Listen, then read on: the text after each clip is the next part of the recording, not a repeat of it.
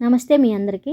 బియ్యం పిండితో గారెలు చాలా ఈజీగా చేసుకోవచ్చు తక్కువ టైంలో. ఎలాగో చూద్దాము. 2 కప్పులు బియ్యం పిండి, రుచికి సరిపడా సాల్టు, కొంచెం పసుపు, ఆనియన్స్ ఎక్కువే పడతాయి, సన్నగా తరిగిన పచ్చిమిర్చి, కొత్తిమీర, సన్నగా తురిమిన అల్లం వేసి పిండి అంతా బాగా కలిపేలాగా అన్నిటికి పట్టేలాగా కలుపుకొని కొంచెం కొంచెం వాటర్ పోసుకుంటూ కొంచెం గారె పిండిలాగా ముద్ద వచ్చేలాగా చేసి ఒక 20 మినిట్స్ పక్కన పెట్టామంటే చాలా బాగుంటాయి, క్రిస్పీగా వస్తాయి. ఒక కవర్ అవుట్ తీసుకొని కొంచెం ఆయిల్ అప్లై చేసి మనకి పిండి ముద్దని మీకు కావాల్సిన సైజులో చేసుకొని మరీ సన్నగా కాకుండా మరీ లావుగా కాకుండా మీడియం సైజులో వేసి ఆయిల్ కొంచెం వేసుకోండి. బాగా కాలాలి ఆయిల్, లేదంటే నూనె అంతా పీల్చేస్తుంది అనమాట. ఆయిల్ బాగా వేడివేడిగా ఉన్నప్పుడే తీసి మనం చేసుకున్న గారెని నూనెలో వేసి 2 పక్కలు ఈజీగా వేయించేసుకొని, ఉల్లిపాయ కనుక ఎర్రగా వచ్చిందంటే కాలినట్టు. చూడండి, చాలా కలర్ఫుల్గా చాలా బాగా వచ్చాయి. మీరు ట్రై చేయండి.